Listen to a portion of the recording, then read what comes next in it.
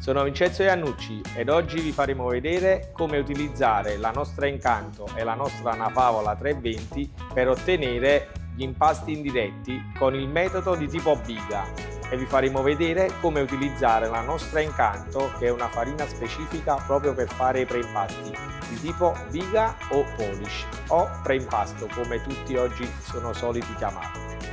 Adesso andiamo a preparare il nostro preimpasto di tipo biga, che è fatto solo di 4 kg di farina, 25 g di lievito e 2 litri di acqua. Versiamo tutto insieme e lasceremo girare l'impastatrice per circa 4 minuti in prima velocità. Passato i 4 minuti, noi ci ritroveremo il nostro preimpasto che ha una massa un pochino più compatta, perché noi andiamo a sfruttare l'acqua come metodo di amplificazione dei processi fermentativi e manteniamo una quota di lievito più bassa, in modo tale da avere una curva più lunga del nostro panetto. Quindi il nostro panetto nella nostra cassetta manterrà molto più lungo rispetto a un metodo di biga classico. A questo punto qua andiamo a riporlo in un contenitore, dopodiché aspettiamo le famose 18-20 ore a temperatura ambiente. Il nostro preimpasto ha una massa più compatta e io vi consiglio di separarlo, quindi di romperlo in piccoli pezzetti in modo tale che quando avrà fermentato, perché il nostro preimpasto non deve lievitare ma fermentare, vi troverete un impasto che avrà una forma di effetto cavolo. Eccoci, dopo le nostre 20 ore il nostro preimpasto lo ritroveremo in questo modo, che avrà un effetto cavolo, sarà raddoppiato, ma soprattutto avremo dei profumi di yogurt molto importanti.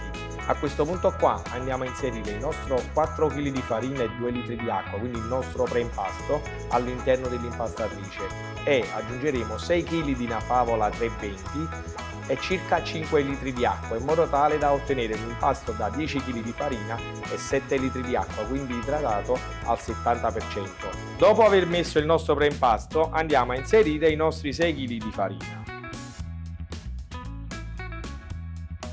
Inseriamo l'acqua fino al 60% e lasciamo circa 1 litro di acqua che aggiungeremo dopo il sale.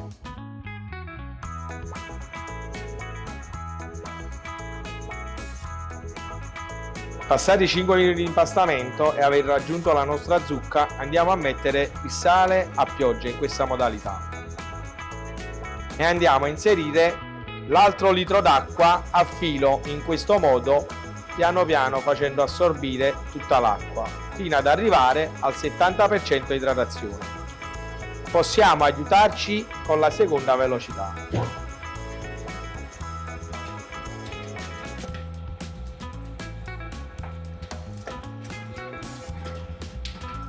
Vi consigliamo di non far raggiungere temperature molto elevate di uscita, di uscire circa tra i 20 e i 21 gradi. Per raggiungere questo tipo di temperatura e lavorando in seconda velocità, vi consigliamo di partire con l'acqua fredda durante il rinfresco. Terminato il nostro impasto, come potete vedere il 70% di idratazione è un impasto molto idratato, vedete, estensibile.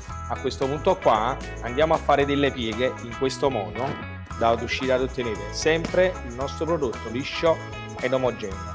Se volete vi potete aiutare eventualmente ungendo le mani con l'olio, in modo tale da riuscire ad ottenere il vostro impasto che non secca e quindi sempre un pochino unico.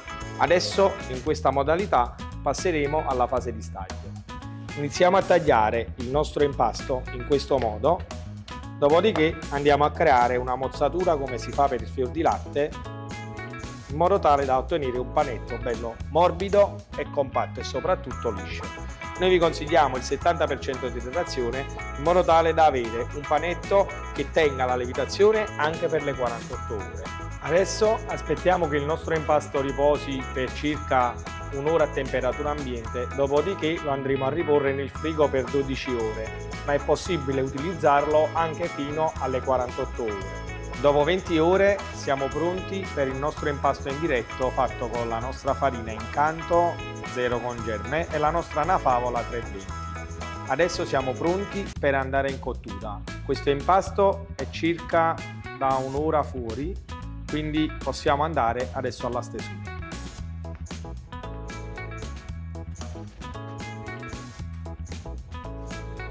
La differenza fra l'impasto di tipo biga e l'impasto diretto è che il prodotto avrà sicuramente un morso migliore e la shelf life del panetto e soprattutto del prodotto finale avrà una resa differente. Sicuramente i preimpasti all'interno degli impasti creano delle note aromatiche maggiori.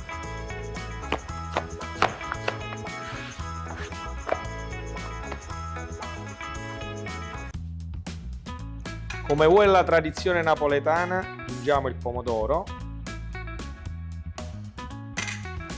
basilico fresco, fior di latte e siamo pronti per andare in cottura.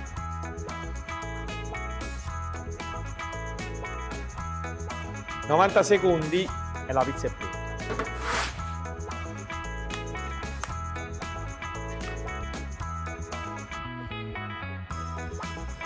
Ecco il risultato del nostro impasto di tipo biga per la pizza napoletana, fatto con le nostre farine Incanto e una favola 320. Questi sono i nostri consigli per la pizza napoletana con il metodo in diretta. Buona pizza a tutti!